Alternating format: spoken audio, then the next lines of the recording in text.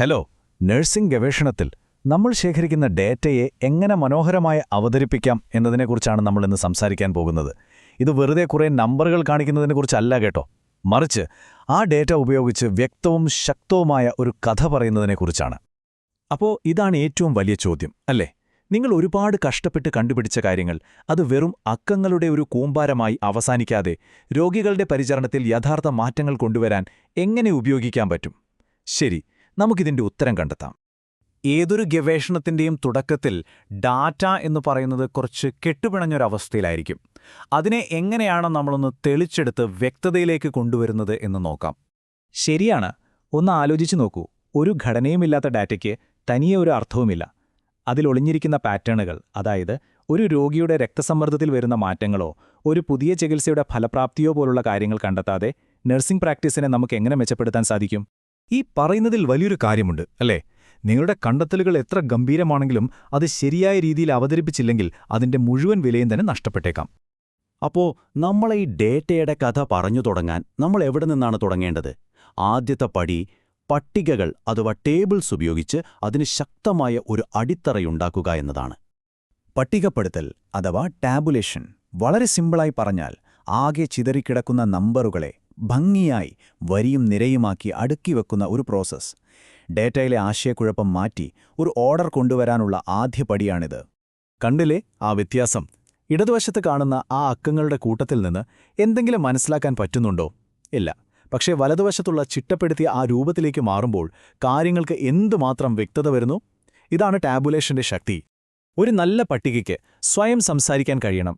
അതിന് ഈ പറയുന്ന ഘടകങ്ങളെല്ലാം വേണം. ഉദാഹരണത്തിന്, വ്യക്തമായ ഒരു തലക്കെട്ടില്ലെങ്കിൽ ആ പട്ടിക എന്തിനെക്കുറിച്ചാണെന്ന് ആർക്കും ഒരു പിടിയും കിട്ടില്ല. ഓരോ ഘടകവും ആ കഥ പൂർണ്ണമാക്കാൻ സഹായിക്കുന്നു. അതെ, നമ്മുടെ ആവശ്യമനുസരിച്ച് പട്ടികകൾ പലതരത്തിലുണ്ട്.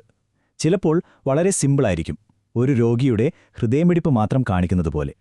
അല്ലെങ്കിൽ ചിലപ്പോൾ കുറച്ചുകൂടി കോംപ്ലക്സ് ആയിരിക്കും, അതായത് പ്രായവും രോഗാവസ്ഥയും ചികിത്സയും തമ്മിലുള്ള ബന്ധം കാണിക്കുന്നതുപോലെ. ശരി, നമ്മുടെ ഡേറ്റയ്ക്ക് ഒരു അടിത്തറയായി. ഇനി നമുക്ക് കഥയുടെ അടുത്ത ഘട്ടത്തിലേക്ക് പോകാം. പട്ടികകൾ എന്ന തിരക്കഥയിൽ നിന്ന് ഗ്രാഫുകളും ഡയഗ്രാമുകളും എന്ന ചിത്രീകരണങ്ങളിലേക്ക്.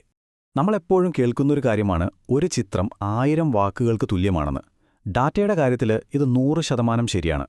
ഗ്രാഫുകൾ ഡാറ്റയെ ഒറ്റനോട്ടത്തിൽ മനസ്സിലാക്കാനും അതിലെ പ്രധാനപ്പെട്ട കാര്യങ്ങൾ വേഗത്തിൽ കണ്ടെത്താനും നമ്മളെ സഹായിക്കുന്ന ഒരു പവർഫുൾ ടൂളാണ്. ഓക്കെ, ഡേറ്റയെ ദൃശ്യവൽക്കരിക്കുന്നത് പ്രധാനമാണെന്ന് നമുക്ക് മനസ്സിലായി. പക്ഷേ എപ്പോൾ, ഏത് ഉപകരണം ഉപയോഗിക്കണം? ശരി, അപ്പോൾ നമുക്ക് നഴ്സിംഗ് ഗവേഷണത്തിൽ ഏറ്റവും സാധാരണയായി ഉപയോഗിക്കുന്ന ചില ടൂൾസ് ഏതൊക്കെയാണെന്ന് വേഗത്തിൽ നോക്കിയാലോ? ബാർ ഡയഗ്രം, ഒറ്റ വാക്കിൽ പറഞ്ഞാൽ താരതമ്യം. അതാണ് ബാർ ഡയഗ്രത്തിന്റെ പ്രധാന ജോലി. വ്യത്യസ്ത ഗ്രൂപ്പുകളെ തമ്മിൽ കമ്പയർ ചെയ്യാൻ ഇത് വളരെ നല്ലതാണ്. ഉദാഹരണത്തിന്, ഒരു ആശുപത്രിയിലെ പല വാർഡുകളിലെ രോഗികളുടെ എണ്ണം താരതമ്യം ചെയ്യാൻ ഇത് ഉപയോഗിക്കാം. ദേ, ഈ ഉദാഹരണം നോക്കൂ. വിവാഹിതർ, അവിവാഹിതർ എന്നിങ്ങനെയുള്ള പല വിഭാഗങ്ങളെ താരതമ്യം ചെയ്യാൻ ഈ ബാർ ചാർട്ട് എത്രത്തോളം സഹായിക്കുന്നുണ്ടെന്ന് കണ്ടില്ലേ? ഒറ്റനോട്ടത്തിൽ നമുക്ക് മനസ്സിലാക്കാം ഏത് വിഭാഗത്തിലാണ് കൂടുതൽ ആളുകൾ ഉള്ളതെന്ന്. ഇനി അടുത്തത് ഹിസ്റ്റോഗ്രാം. കാണാൻ ബാർ ചാർട്ട് പോലെ തന്നെയുണ്ടല്ലേ? പക്ഷേ ഒരു പ്രധാന വ്യത്യാസമുണ്ട്. അതാണ് നമ്മളിനി നോക്കാൻ പോകുന്നത്. ഇതാണ് പലർക്കും കൺഫ്യൂഷൻ ഉണ്ടാക്കുന്ന പോയിന്റ്. ഹിസ്റ്റോഗ്രാമിലെ ബാറുകൾ തമ്മിൽ ഗ്യാപ്പില്ല, കാരണം അത് 20, 30, 30, 40 എന്നിങ്ങനെയുള്ള തുടർച്ചയായ ഡാറ്റയെയാണ് കാണിക്കുന്നത്. എന്നാൽ ബാർ ചാർട്ടിലെ ബാറുകൾക്കിടയിൽ ഗ്യാപ്പുണ്ട്, കാരണം അത് വെവ്വേറെ നിൽക്കുന്ന വിഭാഗങ്ങളെയാണ് കാണിക്കുന്നത്. ഒരു മൊത്തം കാര്യത്തിന്റെ ഭാഗങ്ങൾ കാണിക്കാനാണ് പൈ ചാർട്ട് ഏറ്റവും നല്ലത്. ഒരു മുഴുവൻ കേക്കിന്റെ ഓരോ കഷ്ണവും പോലെ. ഉദാഹരണത്തിന്, ഒരു പ്രത്യേക രോഗം ബാധിച്ചവരിൽ സ്ത്രീകളും പുരുഷന്മാരും എത്ര ശതമാനം വീതമുണ്ടെന്ന് കാണിക്കാൻ ഇതുപയോഗിക്കാം.